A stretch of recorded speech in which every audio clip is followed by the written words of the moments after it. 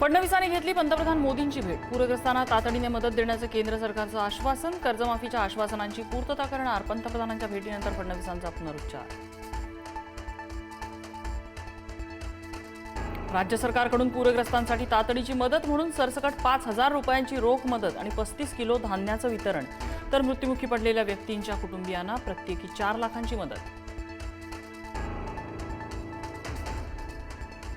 Covid काळात लोक मरत होते, मात्र उद्धव ठाकरेंनी मुख्यमंत्री सहायता निधीतून 1 रुपया खर्च केला नाही। आम्हाला शहाणपणा शिकवू नये, मुख्यमंत्री फडणवीसांचा उद्धव ठाकरेंवर निशाणा। शेतकऱ्यांच्या प्रश्नावर 11 ऑक्टोबरला मराठवाड्यात उद्धव ठाकरेंच्या नेतृत्वात मोर्चा काढणार। संजय राऊत यांची माहिती।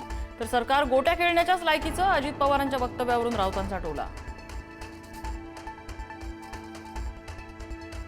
धाराशिव जिल्हा महापुराच्या संकटात असताना जिल्हाधिकारी मात्र नाचगाण्यात व्यस्त। लाखो हेक्टरवरची पिकं धोक्यात। शेतकरी अडचणीत असताना जिल्हाधिकाऱ्यांचं वर्तन वादात। बुलढाण्यात नियोजन समितीच्या बैठकीत राडा। ठाकरेंची शिवसेना आक्रमक। जिल्हाधिकारी कार्यालयाच्या गेटवरून उडी मारून आत घुसायचा प्रयत्न। ओला दुष्काळ जाहीर करून कर्जमुक्ती करण्याची मागणी। 10 वर्ष लेकराप्रमाणे जपलेल्या मोसंबीच्या 600 झाडांवर कुऱ्हाड। सततच्या नुकसानाला कंटाळून मोसंबी बाग कापण्याची शेतकऱ्यावरती वेळ। हप्ता भरण्यासाठी बँकेचा तगादा। संभाजीनगरच्या पिंपरी राजा गावातल्या शेतकऱ्याची व्यथा।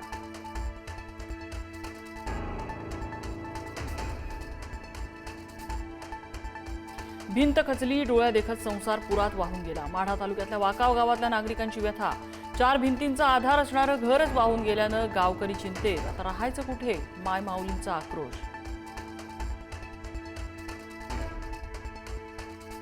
माजी आरोग्यमंत्री तानाजी सावंतांच्या सोलापूरच्या वाकाव गावात पूरस्थिती गंभीर। पाणी वगळता गावकऱ्यांना अद्याप कुठलीही मदत नाही। तर सीना नदीला आलेल्या पुरामुळे सोलापूर विजापूर महामार्ग 3 दिवसांपासून पाण्याखाली। सोलापुरातल्या बार्शीमध्ये कर्जाला कंटाळून शेतकऱ्याची आत्महत्या। अतिवृष्टीनं नुकसान झाल्याने हतबल शेतकऱ्यानं संपवलं जीवन।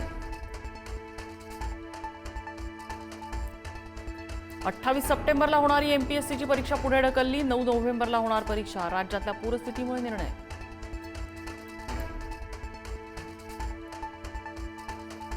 आगामी पदवीधर निवडणुकीसाठी भाजपाचं इच्छुक उमेदवारांना टार्गेट। 1000 मतदारांची नोंदणी करण्याचं बावनकुळेंचं लक्ष्य। भाजपानंतर काँग्रेसकडूनही नोंदणीची प्रक्रिया सुरू। जालन्यातील धनगर समाजाच्या उपोषणाचा आज 10वा दिवस। उपोषणकर्ते दीपक बोराडेंची प्रकृती खालावली। समर्थकांच्या आग्रहानंतर बोराडेंना सलाईन लावलं। मुंबईत शिंदेंची शिवसेना एकूण 100हून अधिक जागा लढण्यासाठी इच्छुक। शिंदेंच्या शिवसेनेत मुंबई महापालिका निवडणुकांच्या तयारीला वेग। गणेशोत्सव आणि नवरात्रोत्सवात दांडिया खेळून वाटोळं केलं। शिवप्रतिष्ठानचे संस्थापक संभाजी भिडेंचं वक्तव्य। तर संभाजी भिडेंना डोक्यावर बसवून ठेवलंय, राऊतांचा टोला।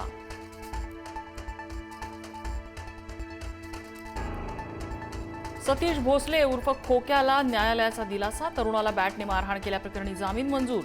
मात्र खोक्यावर विविध 6 गुन्हे दाखल असल्यानं सध्या कारागृहातच मुक्काम। राज्यातील अंगणवाडी सेविका आणि मदतनीसांना सरकार देणार भाऊबीजेची भेट। 2000 रुपयांची दिवाळी भेट जाहीर। दिवाळीपूर्वीच मिळणार 2000ची भेट।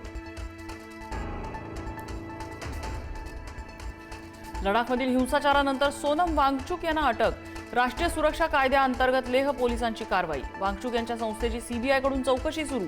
कथित पाकिस्तान कनेक्शनमुळे बुगाया उंचावल्या।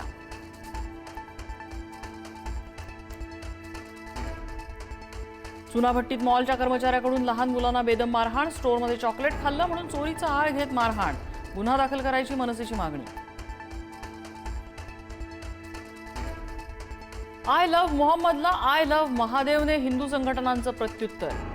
मध्य प्रदेशच्या बरेलीमध्ये पोस्टर झळकवणाऱ्या मुस्लिम आंदोलकांवर लाठीचार्ज। समीर वानखेडेंच्या याचिकेवर तात्काळ सुनावणी घ्यायला दिल्ली हायकोर्टाचा नकार। याचिकेत सुधारणा करण्याचे हायकोर्टाचे वानखेडेंना आदेश।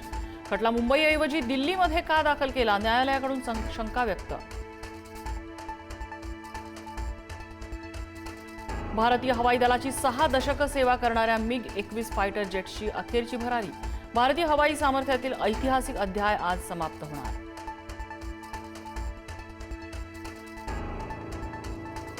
ट्रम्प प्रशासन आता ब्रँडेड आणि पेटंट औषधांवर 100% टॅरिफ आकारणार. 1 ऑक्टोबरपासून अमेरिकेत ब्रँडेड औषधांवर 100% टॅरिफ. भारतातून निर्यात होणाऱ्या औषधांनाही आता फटका बसणार.